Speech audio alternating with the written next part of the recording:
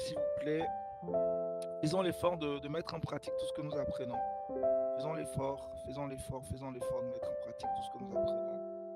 C'est en cela que nous allons grandir. Je vais aller rapidement parce qu'aujourd'hui, je vais toucher, on a dit 10 clés, 10 conversations clés, on en a déjà vu deux. Aujourd'hui, je vais faire l'effort de voir deux thèmes avec leurs différentes questions. Donc, on aura 20 questions. Je vais essayer d'aller assez rapidement pour que nous puissions voir deux sous-thèmes aujourd'hui. Comme ça, on va avancer sur ce sujet. Est-ce que ça te fait du bien? Est-ce que ce sujet t'ouvre les yeux sur beaucoup de sujets? C'est une question que je pose. Est-ce que ça vous fait du bien qu'on continue d'aborder cette question sur les 10 conversations clés à avoir avant de dire oui? Dites-moi. Vous m'entendez, j'espère. Est-ce que vous me recevez? Voilà. Donc, faites-moi un retour. Est-ce que ça vous fait du bien? Est-ce que vous voulez qu'on continue sur cette thématique ou à la limite c'est trop ennuyeux, c'est nonchalant? Les questions, est-ce que c'est... Moi, j'ai besoin d'avoir un retour, hein.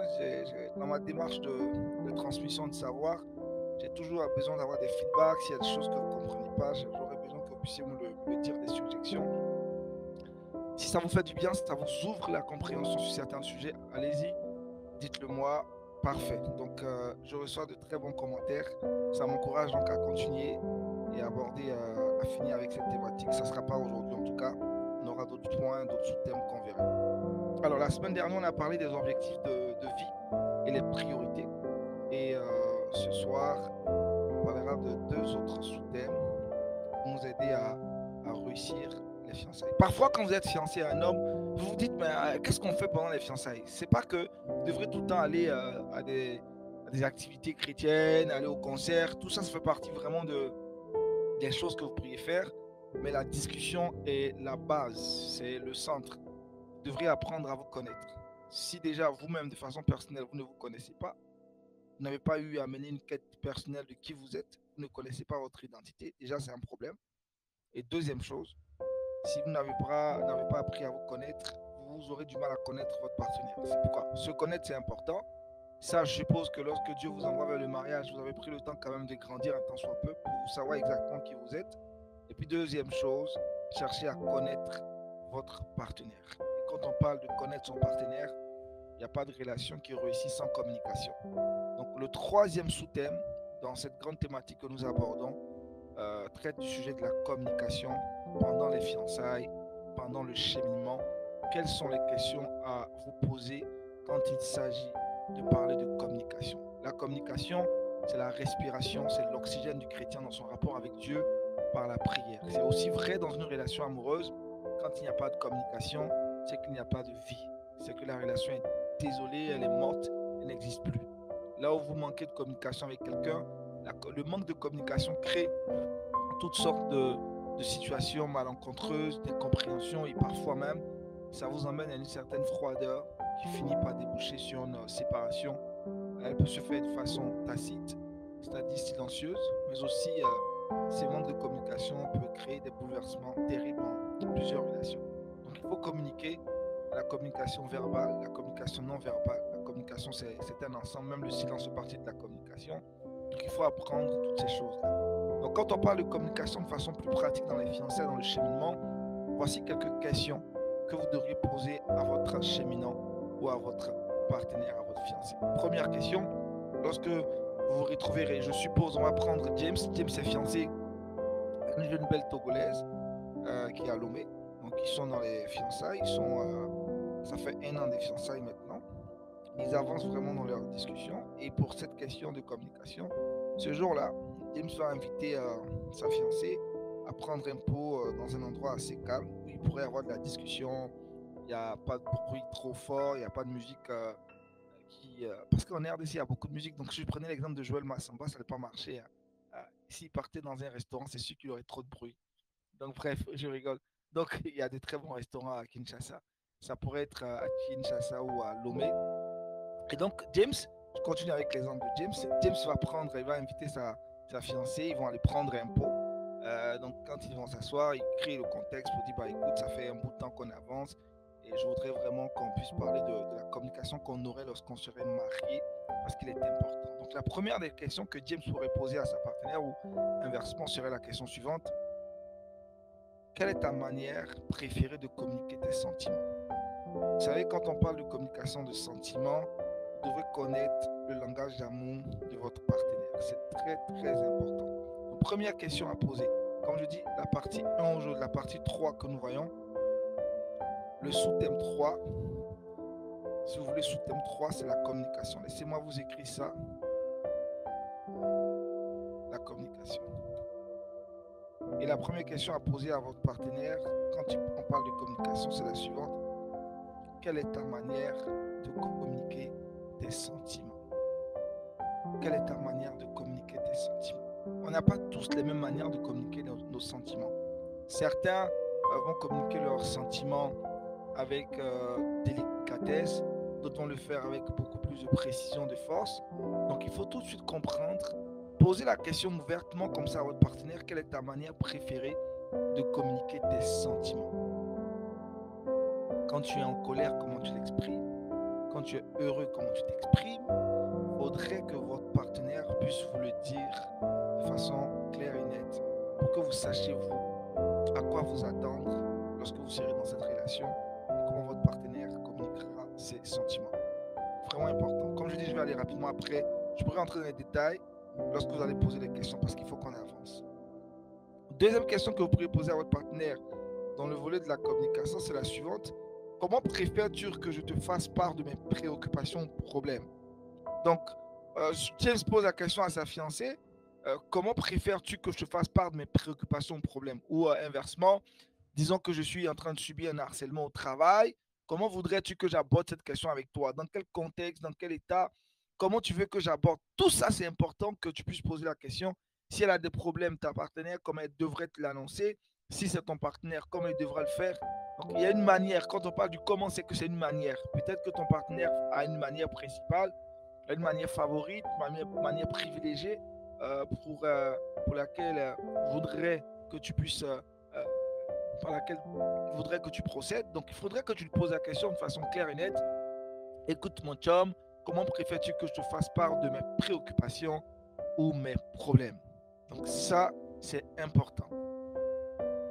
Troisième question, on ne peut pas avoir des relations sans qu'il y ait des malentendus. Il faut l'inscrire dans votre agenda. Les malentendus vont arriver. Donc, troisième question que vous pourriez poser à votre partenaire pour que vous puissiez vous comprendre. Comment souhaites-tu que nous gérions les malentendus? Donc, il y a des gens, quand ils sont énervés ou sont mécontents de leur partenaire, excuse-moi du thème, se mettent à chialer, à insulter. Ce n'est pas des chrétiens, ça c'est clair. C'est ceux qui ont besoin de guérir ou à la limite d'être totalement restaurés pour être doux, avoir le cœur et le caractère de Christ. Mais comment souhaites-tu que nous gérions les malentendus? Lorsqu'on ne s'entend pas, est-ce que tu veux qu'on se retrouve dans la chambre en privé et qu'on discute? Ou est-ce que tu veux qu'on sorte, on prenne un pot? Est-ce que c'est quand je reviens du travail? Bref, chacun ici pourra aller avec sa façon. C'est pourquoi j'ai dit dès le départ, il faut se connaître soi-même pour aborder ces questions-là. Si vous n'avez pas été sincère avec vous-même, c'est sûr que vous allez mentir à votre partenaire. Et lorsque les malentendus vont arriver, elle va utiliser la méthode que vous lui avez conseillée et puis ça ne marchera pas. Parce qu'en vrai, vous ne vous connaissez même pas. Donc apprenez à vous connaître tel que vous êtes aujourd'hui. Excusez-moi. Comment est-ce que vous souhaiteriez gérer les malentendus avec votre partenaire? C'est super, super, super important. Quatrième question que vous devrez poser à votre partenaire et de façon réciproque, c'est quelle est ta définition d'une bonne communication dans un couple?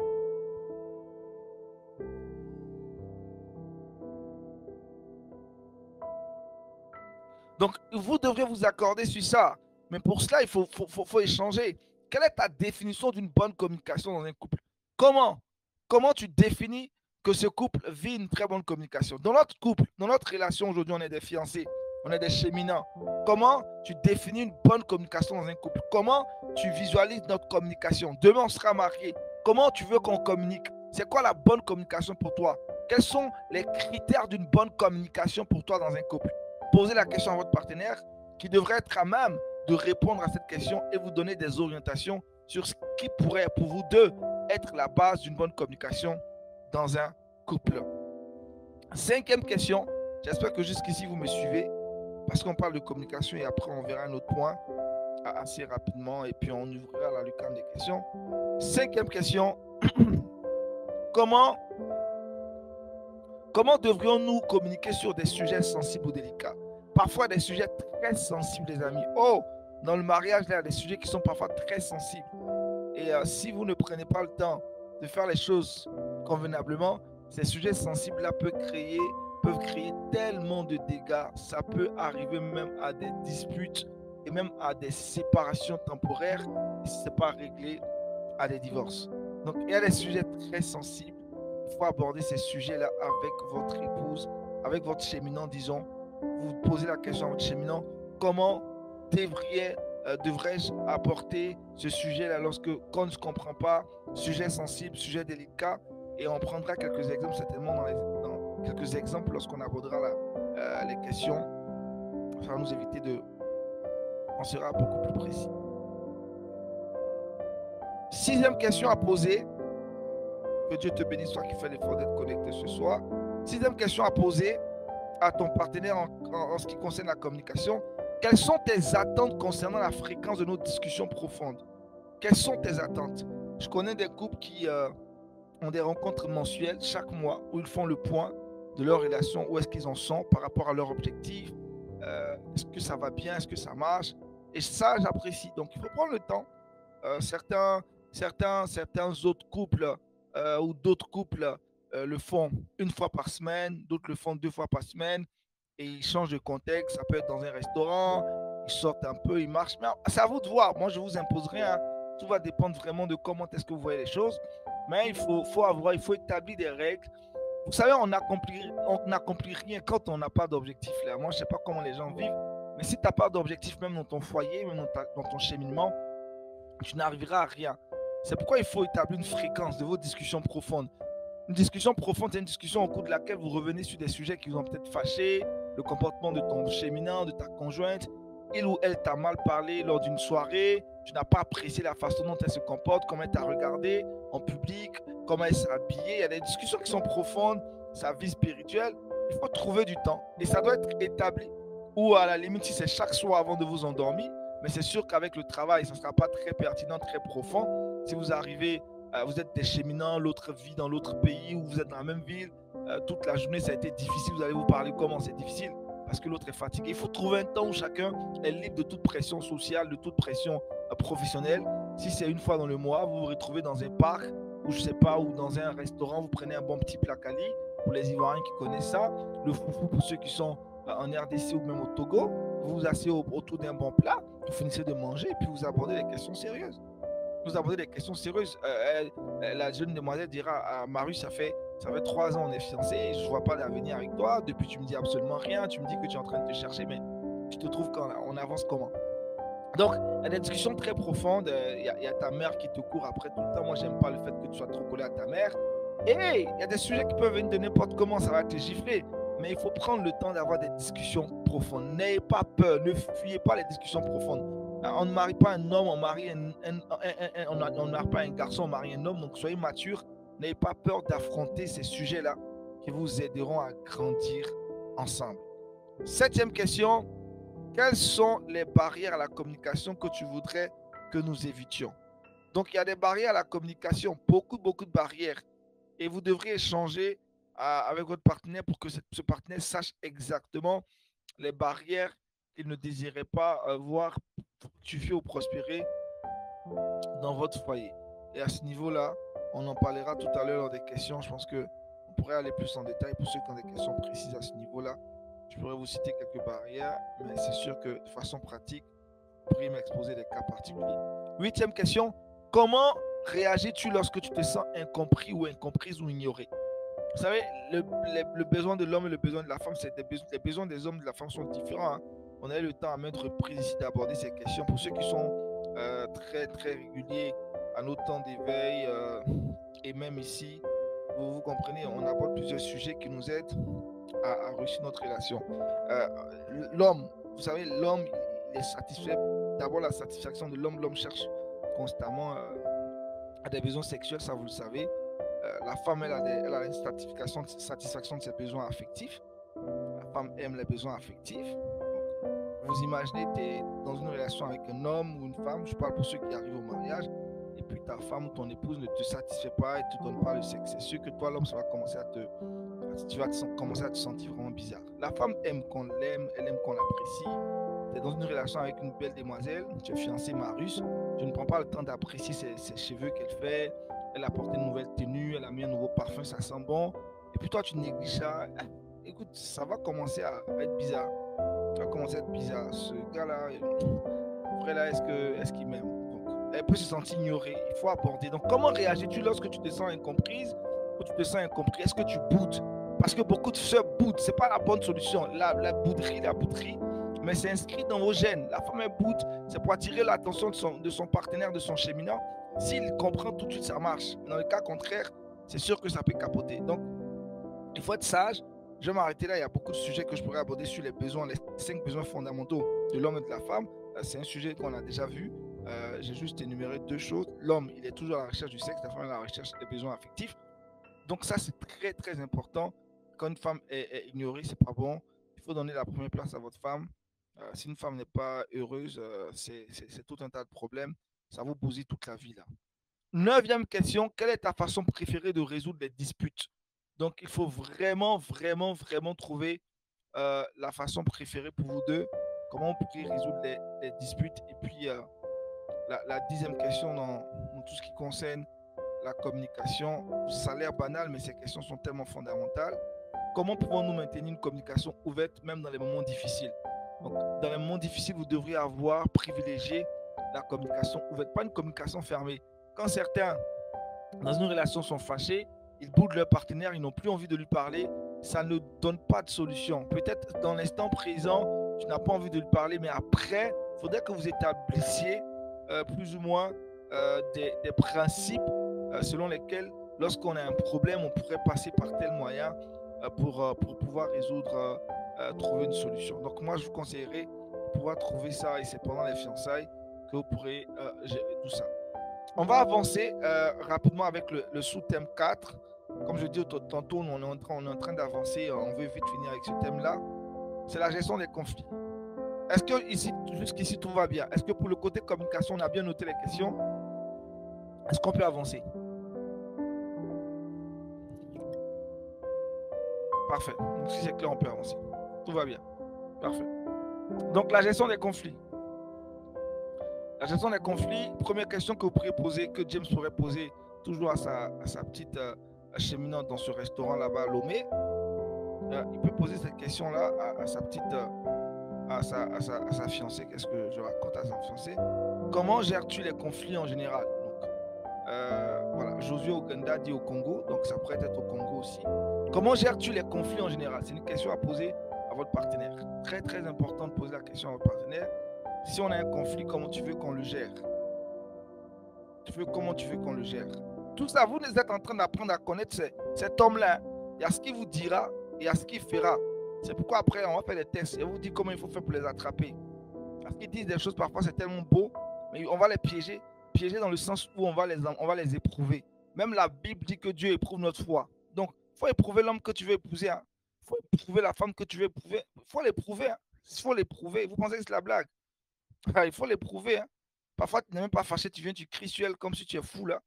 Tu l'irrites et puis malgré ça, elle reste calme, tu sauras si elle est une femme douce. Tu ne sais pas ce que tu amènes dans ton foyer. Il te donne l'impression que c'est le petit frère de Jésus, à la limite, il travaille avec Judas.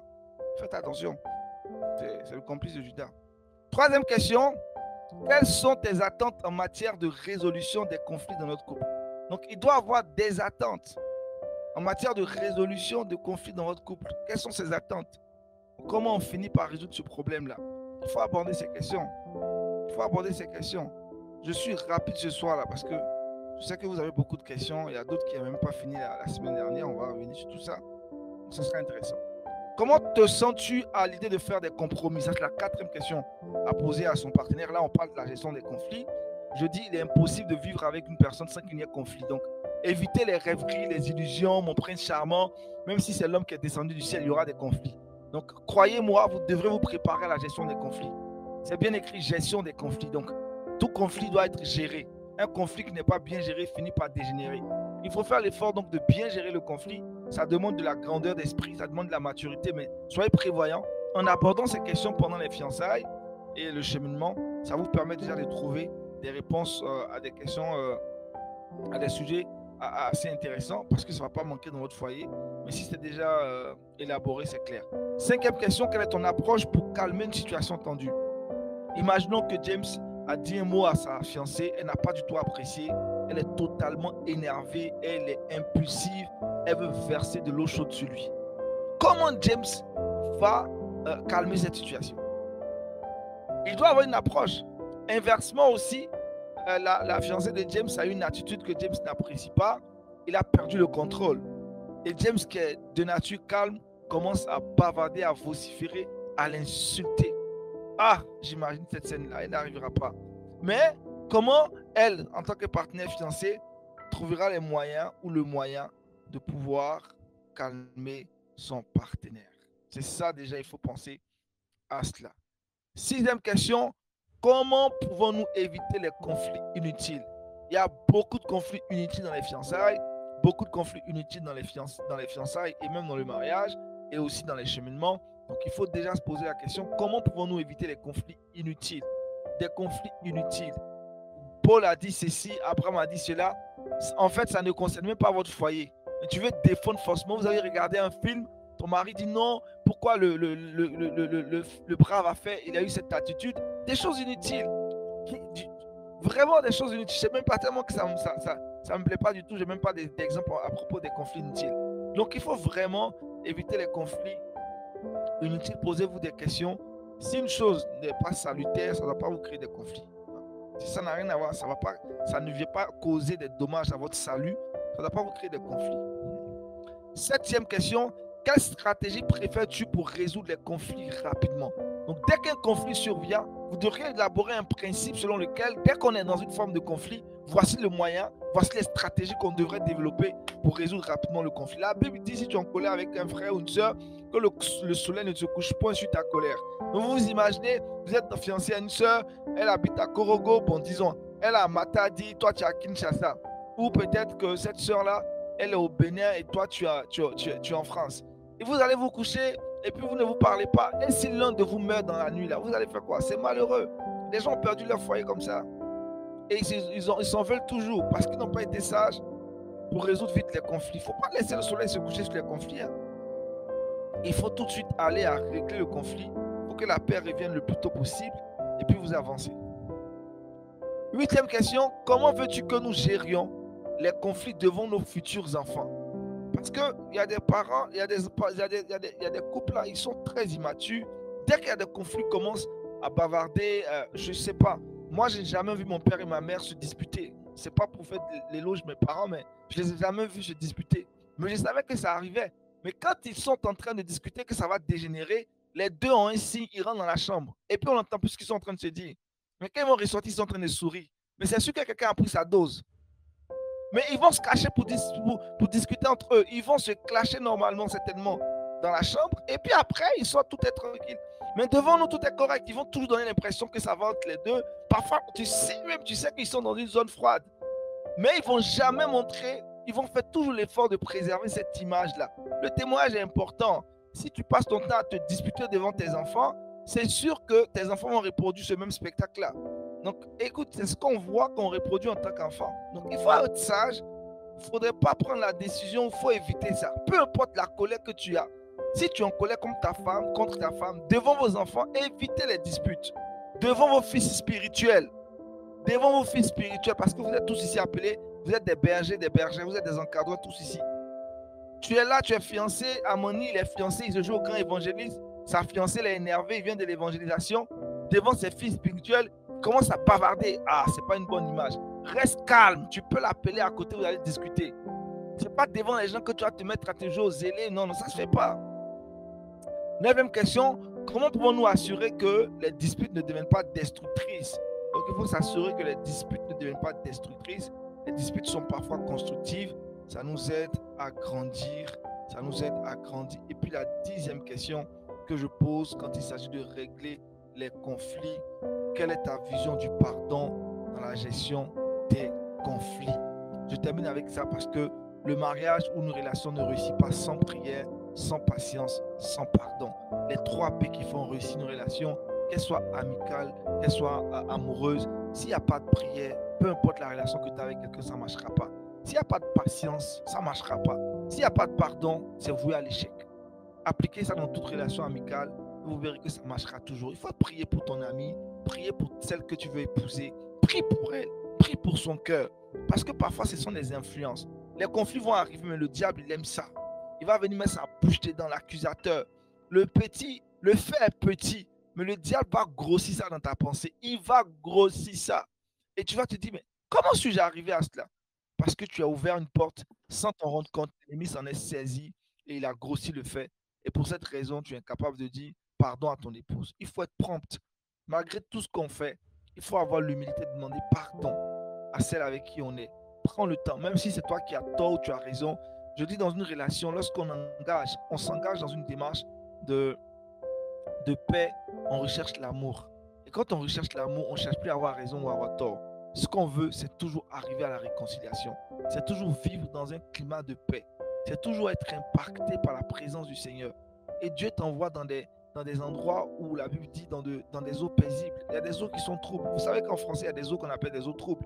Donc quand le bon berger dit me conduit dans de verts pâturages près des eaux paisibles, il y a des eaux qui sont troubles, hein, les amis. Donc les eaux paisibles sont les eaux où tu te sens à l'aise. Donc même si il y a des conflits, tu sais que le but final, c'est de se retrouver dans des eaux paisibles. Donc même si on est en train de disputer, de se discuter, le but même c'est quoi? Tous ces tapas et ces bruits qu'on fait là, c'est pour arriver à la paix, chérie. C'est pour arriver, même si on discute comment, il faudrait que le but final, c'est qu'on trouve une solution, une résolution qui nous emmène à la paix. Une fois qu'on a cette démarche-là, on sait qu'on veut arriver à la paix, on va prendre le chemin de l'amour. Le chemin de l'amour ne soupçonne pas le mal. Le chemin de l'amour ne veut pas que l'autre souffre. Le chemin de l'amour veut établir la vérité. Le chemin de l'amour veut que tout devienne normal. C'est ça le chemin de l'amour. Donc, il faut finir par gérer tous les conflits pour aboutir à la paix. Aboutir par la paix. Et la paix vient par la réconciliation. Il n'y a aucune paix sans réconciliation. Les paix sans réconciliation sont les paix que le monde donne. C'est ce que l'ONU fait tout le temps. C'est pourquoi il n'y a pas de paix dans certaines contrées sur cette terre. Parce qu'ils vous donnent l'impression qu'il y a la paix, mais il n'y a pas de réconciliation. Et quand on finit de régler la question de la réconciliation, on a le pardon qui fait partie de la réconciliation. On reconnaît nos torts dans le sens où on sait que l'autre a été blessé par ce qu'on a fait. Même si tu te dis que c'est une petite chose, mais que l'autre a été blessé, présente des excuses, demande-lui pardon. On n'a pas tous les mêmes sensibilités. Peut-être que je vais appeler James. Oh, James, le big, peut-être qu'il n'a pas apprécié. Moi, je pensais le faire bien. Mais à l'instant où James dit qu'il n'a pas apprécié le fait que je l'appelle le big, qu'est-ce que je fais? Toutes mes excuses, James. Désolé, je ne savais pas que tu n'appréciais pas ça. C'est fini. Est-ce qu'il y a besoin de me jouer aux orgueilleux, de me jouer aux gonflés? Non, demande-lui pardon. Quelqu'un te dit qu'il n'aime pas quelque chose. Il ne faut plus faire. Demande-lui pardon et puis avancer. Et parfois, on veut ce jeu dangereux. Tu vas expliquer, tu vas justifier. Mais est-ce que ce que je t'ai dit, même si ce n'est pas une injure, mais lui dit qu'il n'aime pas ça, il n'apprécie pas ça. Demande pardon. Dans la recherche de la paix, on ne cherche pas à avoir raison. De toutes les façons, Dieu ne manifeste, il ne fait rien avec la raison. Depuis quand Dieu a manifesté la raison? Dieu n'est pas dans la raison. Dieu n'est pas dans la raison. La foi n'est même pas dans la raison. La grâce n'est pas dans la raison. Notre Dieu n'est pas un Dieu qui manifeste dans la raison. Un Dieu de justice et d'équité. La justice et l'équité n'ont rien à voir avec la raison. Si je t'explique le principe de la justice, n'a rien à voir avec la raison. C'est Dieu qui définit la justice, c'est Dieu qui définit l'équité. Ce même Dieu-là dit que parce qu'on a accepté Christ, on est juste.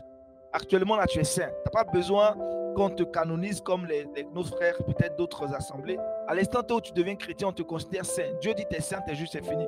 Pas parce que tu as fait les efforts, parce que tu as accepté Christ, t'es né de nous, c'est tout. C'est lui qui définit la justice. Le péché est entré par un seul homme, Adam. Le deuxième homme, Jésus, est venu nous apporter quoi? La liberté. Donc à l'instant où tu as Christ, t'es saint, t'es parfait, c'est fini. Pour Dieu, là, tu es juste. Parce que tu as Jésus. Te représente comme juste. Donc, vous comprenez? C'est Dieu qui définit le terme de justice, c'est lui qui définit le terme de la sainteté. Donc ne cherchons pas toujours dans les histoires qui a tort, qui a raison. On ne va jamais s'en sortir. Et je vous ai dit ici que l'une des raisons qui crée beaucoup de problèmes dans les relations amicales comme amoureuses, c'est l'incompréhension. Et l'incompréhension naît de quoi? Mauvaise interprétation de ce que tu as vu, mauvaise interprétation de ce que quelqu'un a dit, de ce que tu as entendu, de ce que tu as lu.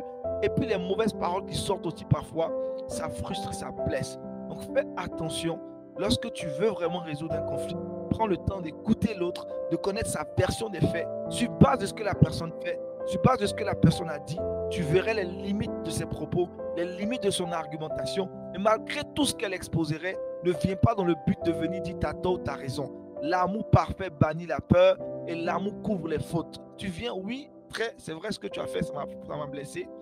Pardonne-moi, j'ai été blessé aussi comme toi. Pardonnons-nous et avançons. C'est ce que Dieu attend de nous.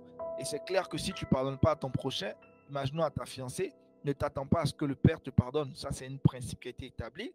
Donc, il n'y a pas de débat là-dessus. Donc, on obtient le pardon de Dieu parce qu'on pardonne à nos frères, on pardonne à nos sœurs. Bref, est-ce qu'il y a des questions? On a abordé 2 sous-thèmes aujourd'hui, la communication et la gestion des conflits. Je vous donne quelques secondes pour reformuler vos questions assez rapidement et on va répondre à ces questions-là. Est-ce que ça t'a fait du bien? Laisse-moi en commentaire. Est-ce que ça te fait du bien? Dis-moi un mot en commentaire assez rapidement pour me rassurer que tu es là.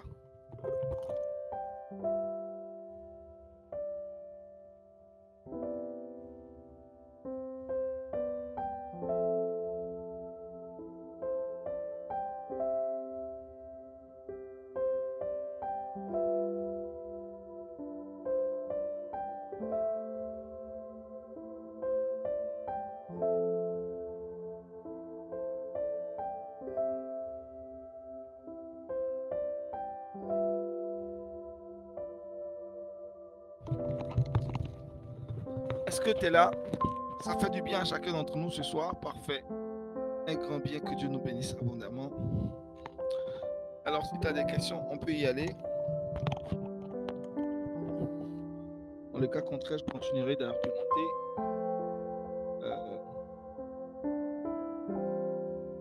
Gloire à Jésus-Christ. Gloire à Jésus-Christ. Gloire au Saint-Esprit qui nous aide à garder le cap et à rester pertinent. Bénis le Seigneur pour sa bonté et sa fidélité. Donc, faisons l'effort vraiment, les amis, de pouvoir aller dans ce sens-là. Les fiançailles, le cheminement, c'est pas pour bavarder, c'est pas pour aller tout le temps au concert, aller manger, aller dans les boîtes, qu'est-ce que je veux dire, dans les glaciers. Ça ne sert pas à ça, ça ne sert pas qu'à ça.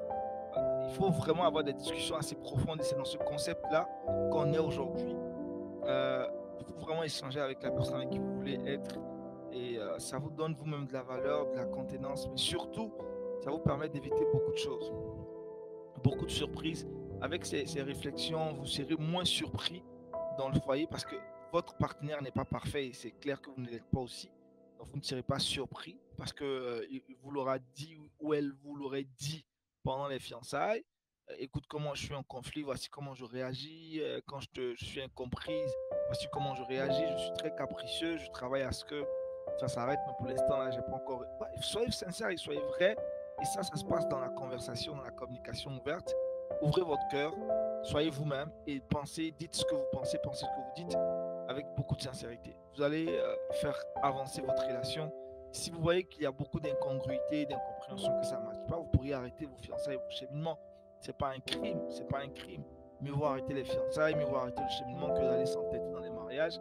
Et après, ça devient catastrophique. Et surtout quand il y a des enfants, ils deviennent vraiment les plus grands perdants dans cette histoire-là. Il ne faut pas demander à naître dans des familles récomposées ou dans des foyers où les parents ont manqué vraiment de se connaître avant d'aller au mariage. Donc, je vous invite très chers frères et très chères sœurs, à prendre cette décision. C'est un pari.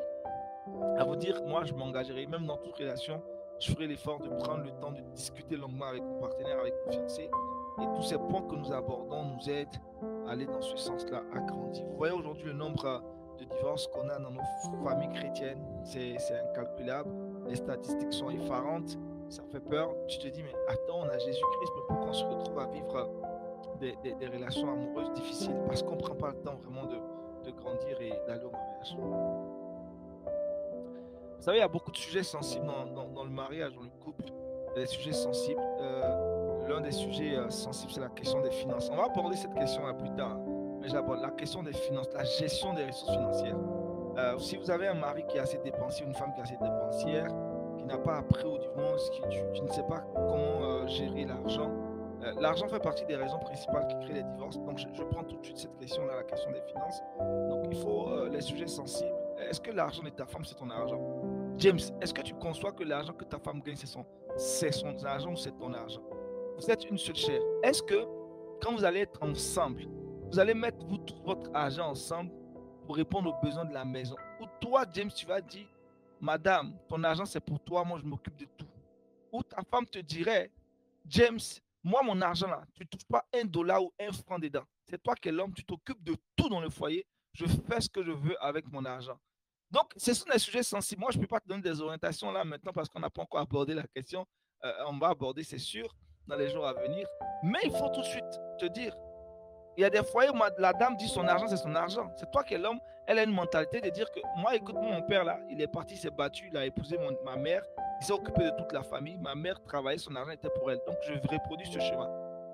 Toi, James, tu es choqué parce que tu gagnes beaucoup, certes, mais tu sais que ton argent ne peut pas te permettre de subvenir aux besoins de toute la maison. Pourtant, ta femme gagne aussi bon. Elle a un bon salaire. Si elle apporte un peu, ça peut vous aider. Donc, la question des finances, c'est important. L'homme gagne 100 000, la femme 500 000. Généralement, le couple a 100 000 pour moi. Vous voyez le théorème de Marius. Pour lui, si l'homme a 100 000, la femme a 500 000, c'est sur les 100 000 vont vivre. C'est sur les 100 000 vont vivre. Mais ça, ce n'est pas quelque chose de correct. Normalement, ça ne devrait pas se faire.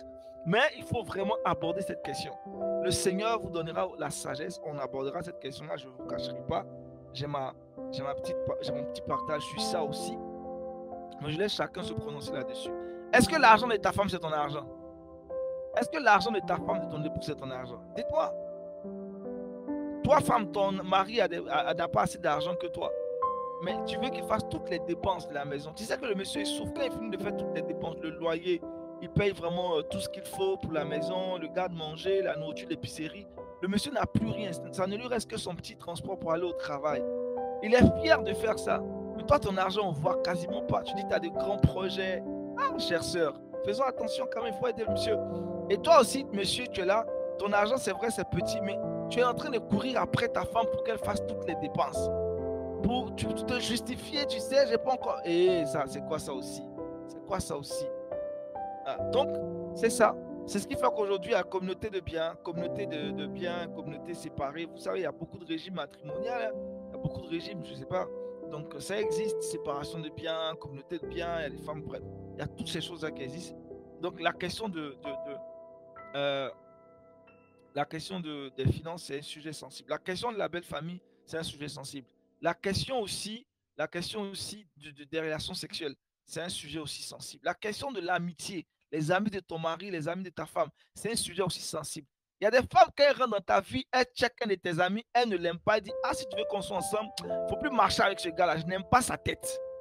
Toi, c'est ton bad, vous avez grandi ensemble, mais ta femme dit que le gars n'est pas correct. Pour l'instant, elle n'a encore rien fait de bizarre, mais elle te dit que ce n'est pas bon. Est-ce que tu vas suivre l'intuition de ta femme parce qu'elles ont ce don-là de façon naturelle, Dieu leur a donné ça? Ou bien tu vas vraiment, ou bien c'est parce qu'elle est susceptible. Qu'est-ce que tu fais? Est-ce que tu l'écoutes pendant les fiançailles pour dire, ah, pourtant elle te dit que si tu ne laisses pas le gars là, notre relation, ça ne marcherait pas. Tu fais comment?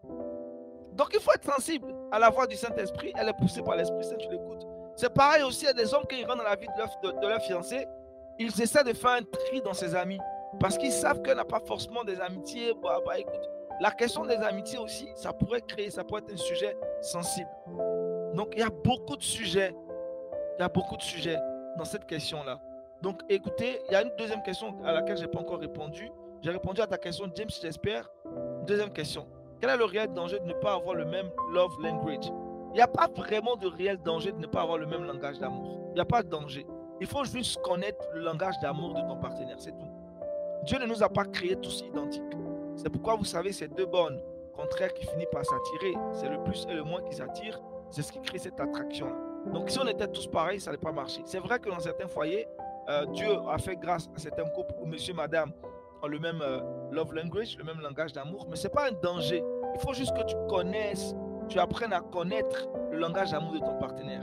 Et Gary Chapman, qui a écrit un très bon livre sur ça, nous a parlé des 4 types de langage d'amour et c'est vraiment merveilleux de lire cet ouvrage-là. Je pense que j'ai plusieurs fois abordé ces questions-là ici avec vous. Peut-être que pour ta partenaire, elle, son langage d'amour, ce sont les paroles douces, les paroles valorisantes. Il faut le savoir, il faut vraiment très souvent le lui dire. Certaines femmes ou bien certains hommes ont un langage d'amour, des temps de qualité. Il faut passer du temps de qualité avec eux. De toutes les façons, on aime tous les langages d'amour, mais il y a un ou deux qui sont prédominants. Donc, c'est dans la conversation que ton partenaire va te dire exactement son langage d'amour prédominant. C'est ce que tu dois exprimer. Parce que si tu lui dis je t'aime en mandarin, il te parle en baoulé, vous n'allez pas vous comprendre. Vous dites les mêmes choses, mais voilà. Merci à Joël qui a envoyé les 5 langages d'amour de Gary Chapman. Donc vous pourriez lire ce livre-là, téléchargez-le, lisez-le. Tout y est. C'est un ouvrage qui est un best-seller, tout le monde le connaît. C'est vendu partout dans les librairies, partout aujourd'hui. Ça ne coûte pas assez cher. Et il y en a en PDF. Merci Joël. Donc lisez cet ouvrage-là. Si vous ne connaissez pas votre langage d'amour, en le lisant, vous saurez c'est quoi votre langage d'amour. Et si l'homme ne connaît pas son langage d'amour, offrez-lui l'ouvrage de Gary Chapman. Quand il va lire, il saura c'est quoi son langage d'amour. C'est pourquoi il faut aussi avoir des objectifs spirituels et intellectuels avec votre partenaire.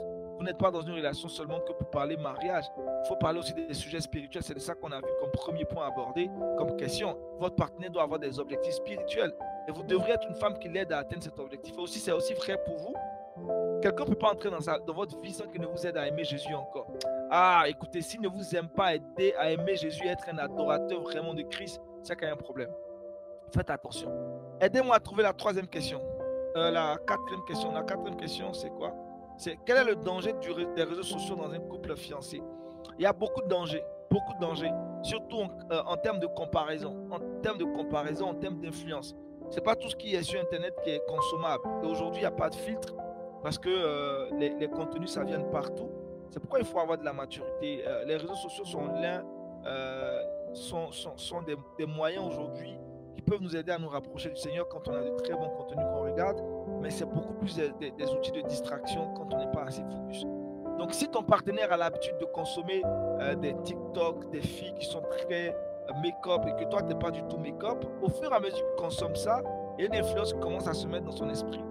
Il va commencer à désirer que tu fasses des choses que toi, tu n'aimerais peut-être pas faire. Il ne t'a pas connu comme ça, mais à force de regarder ça, ça peut commencer à l'influencer. Et il y a beaucoup de faux enseignants aussi, de faux coachs qui sont sur les réseaux sociaux, qui vont peut-être transmettre des informations qui ont l'air vraies, mais qui ne sont pas vraies en totalité. Or, une vérité dite à moitié, c'est un mensonge. Donc, il va y avoir d'autres pensées philosophiques qui vont s'insérer, qui vont commencer à diluer la vérité. Faites attention aux enseignements auxquels vous vous exposez, parce que ce sont des portes ouvertes par lesquelles l'ennemi passe pour vous attaquer ou pour finalement vous distraire. Je vous dis, quand l'ennemi veut détruire la vie de quelqu'un, il emmène sur de très faux enseignements. C'est là le terrain sur lequel le diable joue le plus, ce sont les faux enseignements. Il l'a fait avec Ève, il a essayé de le faire avec Jésus, ça n'a pas marché.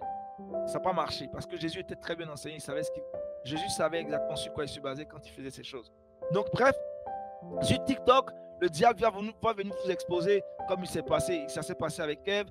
Dieu a-t-il réellement dit? Il va vous dire ce genre de choses-là. Des faux coachs vont vous dire, Dieu a-t-il réellement dit qu'il ne faudrait pas vraiment avoir des rapports sexuels avant le mariage? Est-ce que bibliquement, quand tu sais que tu vas épouser une sœur, vous êtes déjà convaincu? Est-ce que vous ne voudrez pas faire ça pendant les fiançailles? Vous allez finir par vous marier, donc faites ça en même temps. Il y a des enseignements qui vont venir avec des versets bibliques pour vous dire des choses comme ça. Hein? Et toi, ton époux, ton fiancé, pardon, qu'est-ce que ton fiancé? Même dans la Bible, Joseph était fiancé à Marie, mais on l'appelait époux. Vous savez, la question des fiançailles est très spirituelle. Très, très spirituelle. Quand vous arrivez aux fiançailles, la Bible, même dans la culture juive, quand tu es fiancé à quelqu'un, il est à la limite ton mari, ton époux. On l'appelle ton époux et c'est écrit dans la Bible, on l'a vu à maintes reprises dans la relation de Joseph et Marie, alors qu'ils n'étaient pas encore mariés. Donc faites attention, donc les réseaux sociaux, en plus de la comparaison, tu as vu un tel homme qui est comme ci, ton partenaire n'est pas comme ça, et toi tu n'es pas du tout sage, au lieu d'emmener ton partenaire à prendre de bonnes valeurs, peut-être que tu as vu quelque chose de beau, mais sache, trouve les bons mots et la bonne approche pour ne pas que ça soit sur base de quelqu'un. Si tu sais que ton partenaire n'est pas assez mature, ça pourrait l'irriter. Pour lui dire, va faire comme Marius était peut-être habillé en telle chemise, toi tu as aimé, tu dis, habille-toi comme Marius, je veux que tu t'habilles comme Marius. À chaque fois, tu viens harceler James en lui disant, habille-toi comme Marius. Il s'habille en oversize, il porte les gros pantalons, tu vois, tu es tout le temps dans les pétés ou dans les pantalons plaqués. Et finalement, James va commencer à se sentir frustré. C'est quoi ce comportement-là? Il faut le dire autrement. Chérie, j'aimerais que tu portes ça, mais sans pour autant te fixer sur quelqu'un. Parce que ça peut emmener de la convoitise toi-même dans ta tête. Et ton partenaire peut commencer à douter de toi pour dire que comme tu n'arrives pas à avoir un tel homme, tu veux me le transformer en tel homme. Donc, les réseaux sociaux, il y a tellement de choses qui sont diffusées. Aidez-moi à trouver la cinquième question. J'espère bien que j'ai répondu à ta question, à la quatrième question. Aidez-moi à trouver la cinquième question. Merci. Que faire lorsqu'une femme n'aime pas les petits soins que la mère de son mari lui témoigne lorsqu'elle vient passer un séjour chez eux? Que faire lorsqu'une femme n'aime pas les petits soins que la mère de son mari lui témoigne? Moi, je ne sais pas pourquoi tu n'aimes pas les petits soins de ta belle-mère. La bonne question à se poser, c'est pourquoi tu n'aimes pas les petits soins que ta belle-mère te témoigne. Petits soins, c'est de l'attention, c'est de l'affection. Et c'est-à-dire que la dame, s'il y a de mauvaises intentions derrière que tu captes, que tu arrives à cerner spirituellement parlant, je peux comprendre que ça te gêne. Mais si ça ne rentre pas dans ce sens-là, c'est de la bonne volonté de la part de ta belle-mère. Certes, tu n'apprécies pas, mais ça sera très déplacé, très gêné de pouvoir dire ça de façon directe à ta belle-mère. Tu en parleras à ton partenaire, à ton fiancé, et lui, il va trouver les mots pour parler à sa mère, pour dire, ah maman, quand on vient ici, là, c'est vrai, il ne va pas le dire à sa mère que tu n'aimes pas, il va trouver les mots, parce que tu dis que tu n'aimes pas. Je ne sais pas pourquoi tu n'aimes pas, ou pourquoi la personne n'aime pas, mais ton partenaire devrait pouvoir trouver les mots adéquats pour dire à sa mère, elle fait beaucoup déjà, et c'est plutôt toi, tu devrais montrer de l'affection pour elle, parce que c'est elle qui est la fiancée, tu fais déjà beaucoup, ça devient à la limite gênant. Il peut trouver les mots, il y a des mots qu'on peut utiliser pour que ta belle-mère comprenne et qu'elle puisse vraiment se rétracter un peu, à te manifester ou à te témoigner trop d'affection qui finit par te gêner. Donc ça, c'est facile. Il faut en parler à ton partenaire. C'est pas à toi d'aller parler à ta belle-mère. Non, ça se fait pas. Ou bien si tu dois le faire, il faut vraiment être dans un esprit très, très fraternel. Du genre, tu la considères comme ta mère. Si tu as créé cette affinité avec elle, ça sera tellement facile de pouvoir tout de suite lui dire, maman, vraiment, quand je viens ici, là, tu t'occupes tellement de moi que je n'ai même pas envie de venir ici encore. Je me sens tellement bébé. Tu peux le dire avec beaucoup de gentillesse, maman, s'il te plaît, tu fais trop pour moi. Maintenant, là, c'est moi qui dois prendre soin de toi quand je viens ici. Ne te gêne pas, maman. Je suis chez moi en famille.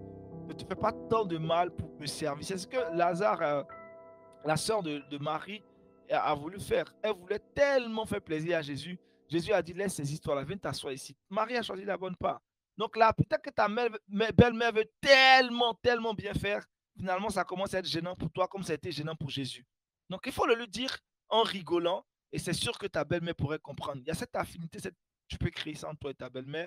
Mais là encore, c'est des propositions. Tu connais ta belle-mère, tu connais ton chéri, tu sais qui serait apte à parler à la personne en question. Question 3. Qu'est-ce qui peut rassurer une femme qui travaille déjà de préserver dans sa relation de cheminement avec un homme qui se cherche encore? C'est la vision. C'est la vision. Écoute, ce qui peut rassurer une femme qui travaille déjà de persévérer avec un homme qui n'a pas encore de travail, c'est la vision. Si vous avez rencontré un homme de vision, un homme qui a des objectifs, un homme qui est courageux, qui a toutes ses valeurs, un homme qui est clairvoyant, ne le laissez pas parce qu'il n'a pas l'argent maintenant. Je vous promets que si cet homme-là, il veut vraiment y arriver, il va surprendre tous ceux-là qui se moquaient de vous en vous disant qu'est-ce que tu fais avec ce va-nu-pied.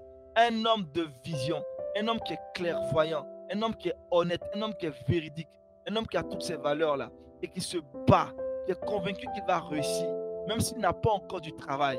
Dans sa démarche, dans sa marche, on sait qu'il va réussir. Il y a des signes qui ne trompent pas. Et faites pas l'erreur de le laisser parce qu'il n'a pas encore. C'est justement un temps d'épreuve au cours de laquelle le Seigneur est en train de vous exposer, vous aussi, à sa formation, à la patience, pour voir exactement si vous êtes une femme qui peut patienter jusqu'à ce que la gloire arrive. La gloire de Dieu ne vient pas de façon automatique, hein. Ça prend du temps, ça prend du temps. Donc écoutez, si l'homme a la vision, l'homme a la crainte de Dieu, tout ce qu'on a déjà dit par le passé, il a validé toutes ces choses et qu'il a un avenir, il a une perspective de sa vie, il sait exactement où il va, il est convaincu qu'il va y arriver, il se donne les moyens parce qu'il n'est pas un bavard, il dit, voilà, je vais faire ci et puis je donne les moyens, ne le laissez pas. Question 5 maintenant, je crois. Question 5. James, aide-moi, c'est la question 5 à laquelle je viens de répondre, je crois. Question 6 maintenant, je crois. Voilà la question 6. Question 6. Si l'homme connaît le langage d'amour de sa femme, mais ça n'intéresse pas vraiment. Oh, ça ne devrait pas l'intéresser. Pourquoi? Il faut qu'il comprenne. Si ça ne l'intéresse pas, c'est qu'il n'a pas été encore enseigné. C'est qu'il n'a pas encore été enseigné. C'est pourquoi moi, très souvent, je proposerai aux jeunes fiancés de pouvoir être enseignés par le même pasteur, le même coach, le même encadreur. Ça vous aide à bâtir une relation qui est stable. Vous avez les mêmes principes de vie.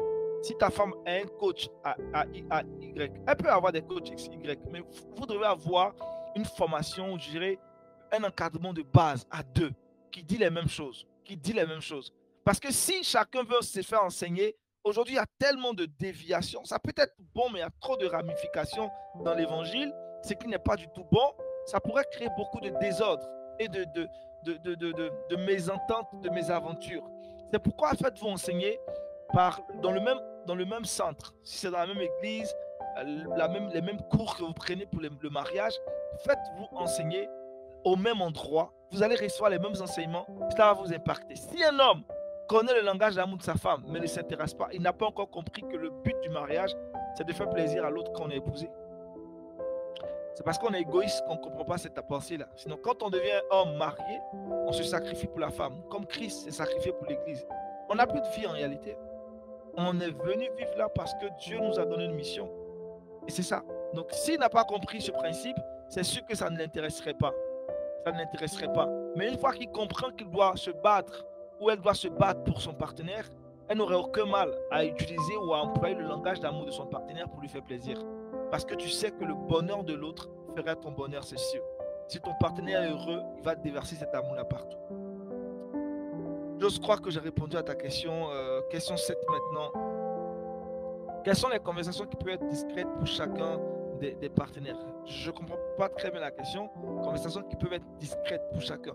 Mais toutes ces conversations que vous avez sont des conversations discrètes. Vous n'exposez pas ça au grand public. Vous le faites entre vous en privé. Vous parlez du sexe entre vous en privé. C'est des choses qu'il faut aborder. Ce n'est pas dans le mariage que vous allez parler du sexe. C'est dans les fiançailles que vous parlez du sexe. C'est dans les fiançailles que vous abordez la question du sexe.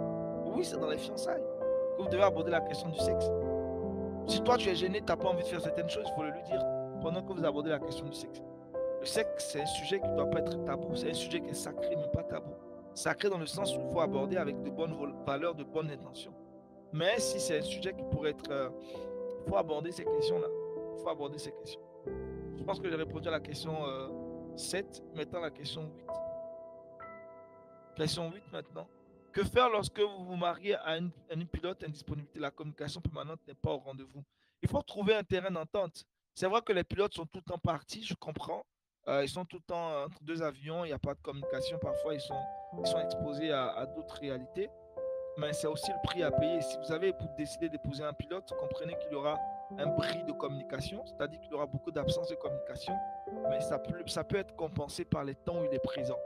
De toute façon, il y a beaucoup de personnes qui font des boulots où quand ils sont en train de travailler, n'ont pas accès à leur téléphone, n'ont pas accès à beaucoup de choses, ils sont contraints d'être dans la confidentialité. Ce n'est pas la première ou la dernière profession qui existe au monde, mais ces gens-là sont mariés. Donc la femme doit certainement supporter. C'est donc en connaissance de cause que vous acceptez de payer ce prix-là. C'est sûr, votre mari aura beaucoup d'argent, vous allez vivre une vie de luxe, mais il va beaucoup vous manquer. Et je pense bien que c'est à ce niveau-là que vous devez faire un sacrifice. Et quand il n'est pas de travail, il n'est pas de service, il a ses vacances, il a ses congés, il faut profiter au maximum. Parce qu'il ne communique pas avec vous parce qu'il ne veut pas communiquer. Il vous dit exactement que j'ai 5 heures de vol. Pendant ces 5 heures, il n'a pas droit à son téléphone, il n'a pas droit de causer. Quand il descend, il est fatigué, il va communiquer avec vous. Après, il repart encore. Donc, c'est son train de vie quotidien. C'est un choix aussi qu'il a fait. Donc, après, si vous embarquez avec lui, il faut comprendre. Il faut comprendre et ça demande beaucoup de patience, beaucoup de concessions pour réussir vraiment cette relation. Discret dans le sens où on ne se livre pas, on ne dit pas à l'autre. Oui, il y a des conversations qui doivent être discrètes quand on est encore dans le cheminement. On ne débloque pas tous les outils. Hein. Il faut laisser le temps à l'autre de pouvoir grandir avec vous. Donc quand je parle de certains sujets, ces sujets que vous abordez avec vos partenaires pendant les fiançailles, pendant le cheminement, c'est une fois qu'on est rassuré, surtout quand on finit le cheminement, qu'on est aux fiançailles, qu'on n'est pas loin du mariage, les questions qu'on pourrait aborder, mais en toute honnêteté, ce ne sont pas les sujets qui vont venir exposer, je veux dire quoi? Je veux dire exposer toute une partie de ta vie sans que tu ne sois rassuré que l'homme avec qui tu es, il est vraiment converti et mature. Pour quelqu'un qui est mature, si c'est deux personnes matures, tu vois, il n'y a pas de problème, il y a la transparence qui existe. Parce qu'il n'y a pas de crainte. Mais aujourd'hui, j'avoue qu'il y a beaucoup d'immaturité dans l'église au niveau de la jeunesse. Donc, on a beaucoup de crainte parce que tu t'ouvres à quelqu'un et puis quand la relation capote, il prend toutes tes faiblesses, tout ce que tu lui as dit pour raconter partout, te dénigrer, te traiter de ceci. Ça montre tout de suite que la personne n'était pas du tout convertie. Parce que l'amour couvre les fautes. On était cette fiancée, on n'est plus fiancé, mais je n'exposerai pas les fautes de mon ex, de ma fiancée, je ne ferai pas ça à partout raconter les si je le fais, c'est que j'ai manqué de maturité. Et ça, il faut corriger. Donc, si tu sens que quelque part, l'homme avec qui tu es n'est pas très mature, sois prudente, évite de trop t'exposer, d'entrer trop dans les détails dans certaines situations que tu exposes. Prends le temps vraiment de le checker. Dans le mariage, c'est clair que tu pourras le faire, vous êtes déjà marié, mais quand vous n'y êtes pas encore, il faut faire très attention pour ne pas te faire prendre par un certain piège. Donc ça demande vraiment beaucoup de sensibilité, il faut être attentif, le discernement aussi, pour ne pas se faire prendre. Pour ne pas se faire prendre. Parce que beaucoup de sœurs sont aujourd'hui blessées. Beaucoup de frères également ont été trahis par des sœurs. À cause de leur situation, elles ont finalement lâché ces hommes. Elles ont considéré qu'elles n'avaient absolument rien, qu'ils n'avaient absolument rien. C'est triste, ça existe dans le corps de Christ. Il y a des histoires qu'on vous raconte, vous tombez des nues. C'est terrible. Donc faisons attention et il faut être très sage. Ça demande de la sensibilité. Ce sont des sujets qu'on traite au cas par cas.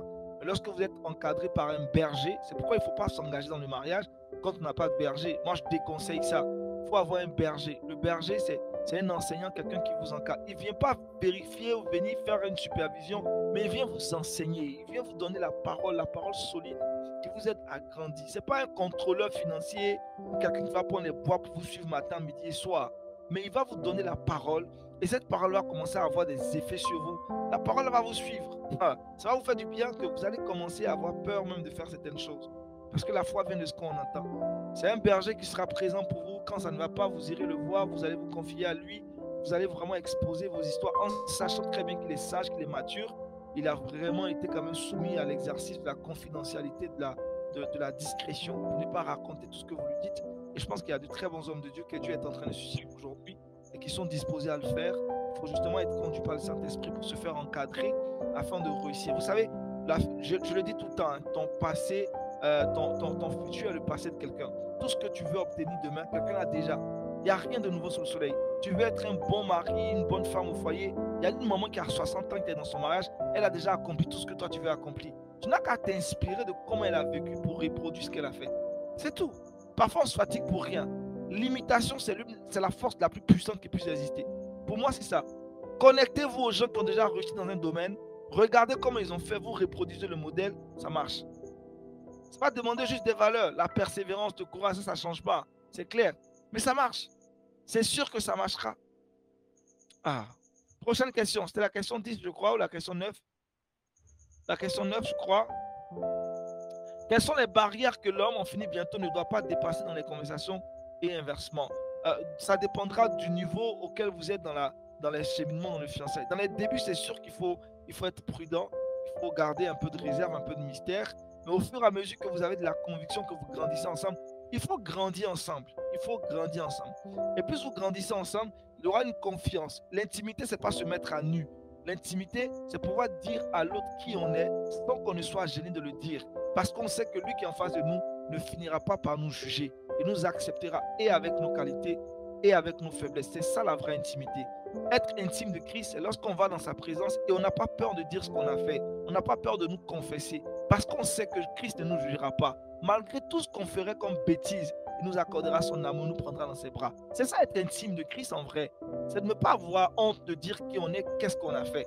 Mais si tu as peur de dire à l'autre qui tu es, qu'est-ce que tu as fait, première des choses, c'est que l'autre t'a pas encore rassuré qu'elle est digne de confiance. Donc, il faut être très prudent. C'est pourquoi il faut aller progressivement.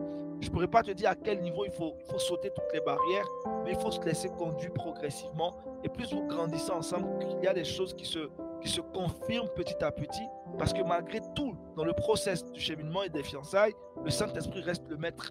Le Saint-Esprit reste le leitmotiv qui vous conduit. Il ne faut pas le mettre à côté.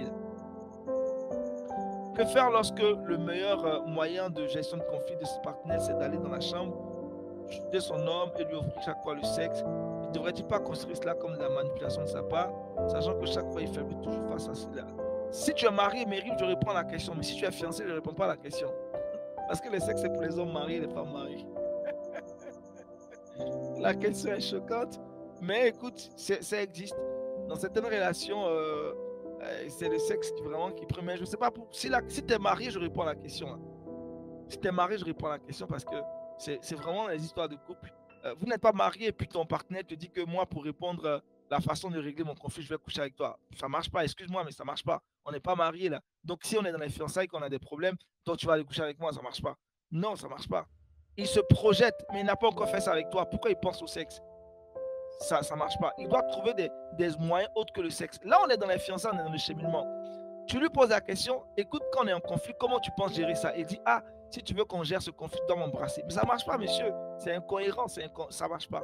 On ne rentre pas dans ce... C'est un piège. Si tu tombes dans ce piège, il va finir par t'abandonner. Si tu lui as donné ce fruit-là, vous savez, quand le diable a fait manger le fruit à Ève, qu'est-ce qui s'est passé? Chacun a eu ses problèmes. Ils ont cherché, est-ce que la femme et le diable sont devenus amis? Non, c'est devenu la bagarre. Et Dieu a créé l'inimitié entre le fils de la femme et le diable. C'est fini là. Donc, il va commencer par te marmailler pour dire, bah écoute, quand il y a un problème, moi, la façon de résoudre le problème, c'est qu'on puisse se retrouver en chambre, s'embrasser, faire ce genre de choses-là. C'est de la manipulation. Et si tu es faible, il va t'avoir. Et puis après, il va le faire avec mille et une sœur dans l'église et il va les avoir toutes. Il va les avoir toutes. C'est ça. Et Marius t'a donné une réponse. Si on te donne le micro à l'église, ce que tu ne peux pas dire devant les gens là, c'est ça la barrière. C'est drôle là. Voilà, comme si tu veux que ça me calme, embrasse-moi. Bref, tout ça c'est de la manipulation. Il faut. Ah, oh, Mérim. Ok, Mérim c'est un homme. Dieu te bénisse. Mérim, j'ai toujours pensé que Mérim c'est une demoiselle.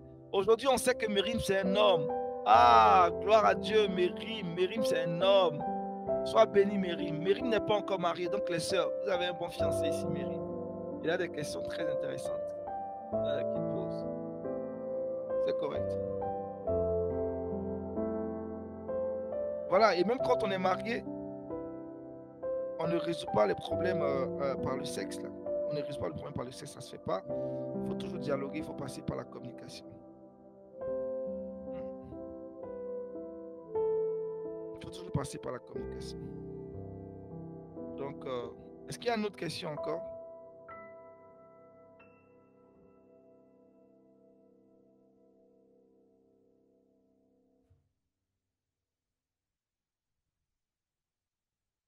Est-ce qu'il y a d'autres questions? On va s'arrêter là aujourd'hui.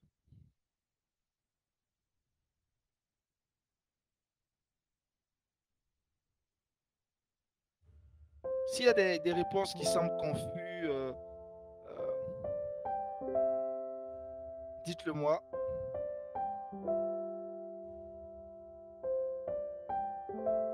Est-ce qu'il y a des réponses qui sont confuses? Si vous n'avez pas bien compris des choses, dites-le moi.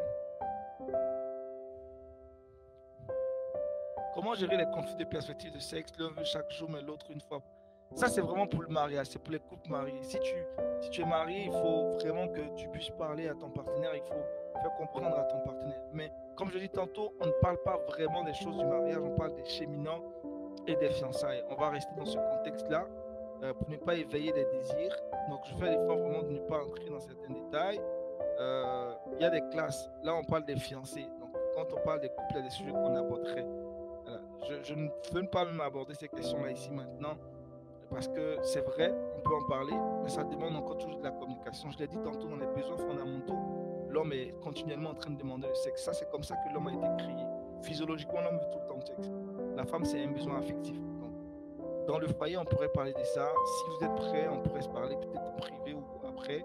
Je pourrais répondre à la question. Et si vous êtes célibataire, la question n'est pas vraiment. On n'est pas encore dans ce contexte-là.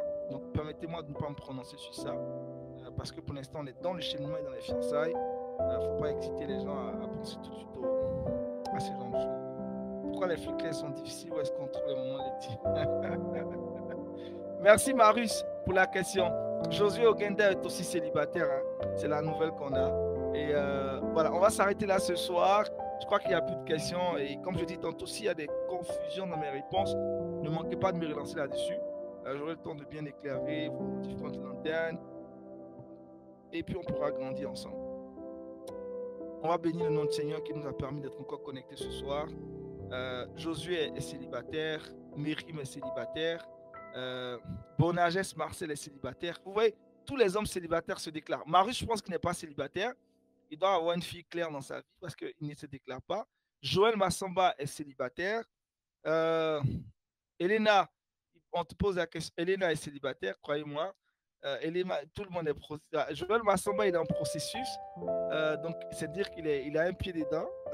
Il l'a dit clairement, il a un pied dedans. James est célibataire.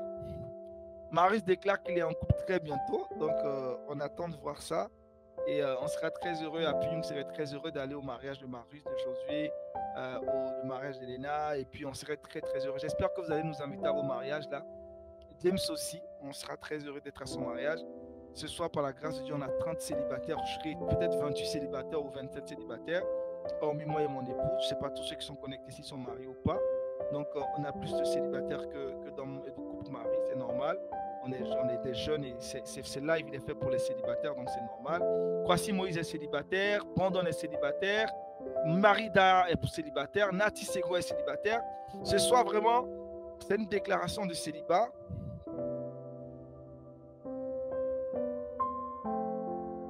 Que tous ceux qui sont célibataires se déclarent. Alors, on va s'arrêter là ce soir. Voilà, préparez-vous pour la nuit des cœurs. La première édition est lieu en 2022, je crois. Est-ce que je ne me trompe pas? En 2023, le 10 février 2023, on avait organisé la première soirée du genre. Ça n'existait pas vraiment en Côte d'Ivoire, là, ce genre de soirée-là. Toute une veille pour parler des choses de l'amour. Je crois qu'on a été les seuls à les faire encore jusqu'à maintenant. On a vu le concept se reproduire, mais pas comme on le veut, pas comme on l'a fait pour la première année. Et on vous promet vraiment de préparer un deuxième temps encore au cœur de l'amour. C'est toute une nuit, on ne parle que de l'amour. Et c'est, t'as pas sommeil. Demandez à ceux qui ont participé à la première édition. Tu n'as pas sommeil jusqu'à la fin de la soirée. Amani était là, mais je ne pense pas qu'il soit encore connecté. Vous pourrez vous partager le témoignage. Marius, est-ce que tu étais à la première édition au cœur de l'amour? Je ne sais pas si tu as été vraiment là. Je ne me souviens plus trop. Mais c'est extraordinaire. Ce sont des jeux, des échanges. Et vous pourriez repartir de là avec peut-être, je ne sais pas, à vous de deviner. À vous. Marius dit qu'il a été très frustré. Mais Marius est parti avec une intention qui n'était pas bonne. On devait faire ta délivrance. Mais on n'a pas vraiment fait ta délivrance, Marius. Donc, c'est vraiment des temps merveilleux au cours desquels on partage, on discute, on mange, on fait des déclarations, des cadeaux également. Et toute une nuit à discuter des choses de l'amour, dans la paix, dans la sanctification. On prie, on adore le Seigneur. C'est toute une veillée et c'est spirituel, hautement spirituel. La première édition fut un succès et on se prépare pour la deuxième édition qui sera encore plus glorieux. C'est sûr, le Seigneur va nous donner encore beaucoup plus d'intelligence et de sagesse, de créativité pour bien faire les choses. Donc préparez-vous. Moi, je suppose que vous êtes disposés aujourd'hui. Tous ceux qui sont connectés et qui viennent suivre au cœur de l'amour, je déclare au nom suprême de Jésus que vous allez vivre un mariage heureux. Vous allez avoir des fiancés qui ont la crainte de Dieu, qui sont sages, qui sont matures, qui sont bâtis et qui sont vraiment clairvoyants, visionnaires et qui vont vous conduire dans de verts pâturages comme de bons bergers. Je le déclare au nom suprême de Jésus. C'est notre prière à nous. C'est pourquoi ces temps au cœur de l'amour nous tiennent beaucoup à cœur, parce qu'on veut que toutes ces personnes qui prennent le temps de se connecter, le temps que tu prends pour te sacrifier, pour écouter ces enseignements que tu reçois et que tu appliques, te détermine tout de suite la qualité de la vie que tu mèneras et dans tes fiançailles et dans ton mariage. On citera ton couple comme un couple exemplaire. Ton couple fera partie des couples exemplaires. Même après 1 an de mariage, les gens penseront que ça fait 10 ans que tu es avec ton épouse, tellement qu'il y aura de la complicité, de l'amitié, de l'intimité, de la fraternité. Les gens se diront, mais comment ils ont fait? Parce que vous avez de bonnes bases et vous allez vite avancer. Plus on est mature, notre relation a l'impression qu'elle est vieille. Et les choses qui sont vieilles sont les choses qui sont bonnes. C'est pourquoi la Bible nous dit, c'est extraordinaire, quand on parle des vieilles choses, il faut tout rapporter aux choses qui ont vraiment de la valeur et qui ont de la qualité. Et c'est ce que je vous souhaite ce soir. Et au-delà du souhait, c'est ma prière pour vous. C'est une prière et je ne doute même pas un seul instant que toutes les sœurs ici vont épouser de bonnes personnes. Et j'ai même foi que certains des membres de Happy Young, même ici même, Dieu va faire grâce. Connexion divine. Et c'est sûr que le Seigneur va faire grâce. Et Dieu va vous emmener encore très loin. Et on sera très heureux en tant que des bergers, des encadreurs, de nous retrouver à vos mariages et puis de rendre témoignage de comment le Seigneur vous a utilisé, de comment le Seigneur vous a béni et de comment le Seigneur va vous élever encore puissamment. Vous êtes vraiment des fils et des filles dans la foi de Jésus-Christ et vous avancez comme le Seigneur le veut. Donc, sois sans crainte. Il ne faudrait pas que le mariage soit une inquiétude pour toi. Il ne faudrait pas que le mariage soit une inquiétude pour toi. Ça doit être le dernier de tes sujets. Dernier de tes sujets dans le sens où tu t'inquiètes. Mais le premier de tes sujets quand tu pries. Il ne faut pas que ça t'inquiète. Il faut être rassuré que tu vas épouser une bonne personne. Sois rassuré. Tu n'as pas à t'inquiéter. Dieu te fera la grâce. Aussi longtemps que tu te qualifies, tu te disposes à être une bonne personne, Dieu te donnera la bonne personne que tu veux. Parce qu'à l'image de qui tu es, Dieu t'accordera la bonne personne. Papa God n'a jamais été méchant. Papa God n'est pas du tout méchant. Papa God ne sera jamais méchant. Donc toi qui le sais, vis en paix et avance. Abba Père, je veux te rendre grâce pour ce temps au cœur de l'amour. Je bénis la vie de toutes ces personnes connectées. Abba Père, je bénis la vie de Mauriciette, de Lou, de Ruth, Christiane, de Bérénice, de Cédric, de Plamédie, de Marius, de Rouchama, de James, de Mérine, de El Karine, Seigneur, de mon épouse, de Bornages, de Géronis, de Kenfak, de Kwasi Moïse, de Brandon, de Fotio, de Julie, de Vanessa, de Marida, de Liliane, de Nati, de Prudencia, de Kwame, de Josué, de Rama Edith, de Joël, d'Ariel, Ngono, d'Elena. Je déclare qu'ils se marient dans la bonne saison. Je détruis tout lien de célibat, tout ce qui va les empêcher de traîner dans le mariage. Non, non, tu veux qu'on se marie, Christ, dans la première saison de notre vie. de 0 à 30 ans. Et ceux même qui ont dépassé les 30 ans, je prie qu'avant la fin de cette année, un miracle se produise. Fais-leur grâce, Christ, de pouvoir rencontrer la bonne personne et de vivre, Christ, un mariage heureux. S'il te plaît, Père, tu l'as dit dans ta parole que tout ce qu'on te demande avec foi, tu nous l'accordes et nous verrons cette chose s'accomplir. Alors le mariage, le partage, mon frère, le mariage, le partage, ma soeur. Que leurs oreilles s'ouvrent, que les yeux s'ouvrent et qu'ils puissent capter, discerner déjà ces personnes que tu as disposées pour eux. Jésus, merci d'ouvrir tout, Seigneur, sur eux. Et que là où ils passent, ils se fassent remarquer par la bonne personne. Oh Jésus, merci pour la vie de cette sœur-là qui, avant la fin de cette année, nous racontera les merveilles de Dieu, nous parlera de ses fiançailles. Merci pour la vie de ce frère qui va doter une sœur avant la fin de cette année. Parce que tu crées la stabilité financière dans la vie de ce frère qui veut se marier, mais il est négligé par sa fiancée. Je déclare maintenant que les bénédictions financières s'ouvrent maintenant et il a les moyens pour aller de l'avant. Jésus-Christ, l'or et l'argent t'appartiennent et je crois que tu le fais. Merci pour la sagesse que tu donnes à une sœur pour qu'elle bâtisse un foyer heureux. Merci pour la sagesse que tu donnes à une sœur pour qu'elle soit sage et soumise. Merci pour la sagesse que tu donnes à un frère pour qu'il se sacrifie comme Christ s'est sacrifié pour l'Église. Merci Jésus-Christ pour ta bonté et ta fidélité. Je crois que toutes ces discussions, Seigneur, ont un seul but, nous permettre d'accomplir ta volonté parfaite dans le mariage. Tu règnes dans les relations des fiançailles actuellement, tu règnes dans les relations de ceux qui sont en cheminement, tu règnes dans les relations de ceux qui sont dans les amitiés et que tout se fasse comme tu le veux. Que toute personne, Seigneur, qui est étrange, toute personne qui vient dans le but de distraire une soeur ou un frère, je prie que tu crées la séparation maintenant. Que tous les arnaqueurs, les mamailleurs, Seigneur, les filles étrangères, les canaïennes, Seigneur, je prie que tu enlèves du chemin Christ de mon frère, tu enlèves tous ceux-là qui sont comme des vipères, des serpents et qui veulent venir sucer ou venir retarder la vie d'une sœur, qui veulent l'embrouiller. Sépare-les de tous ces hommes-là et qu'elle puisse être avec la bonne personne. C'est au nom suprême de Jésus-Christ que j'ai prié. Amen, amen, amen. Que Dieu vous bénisse richement. Que Dieu vous bénisse richement. James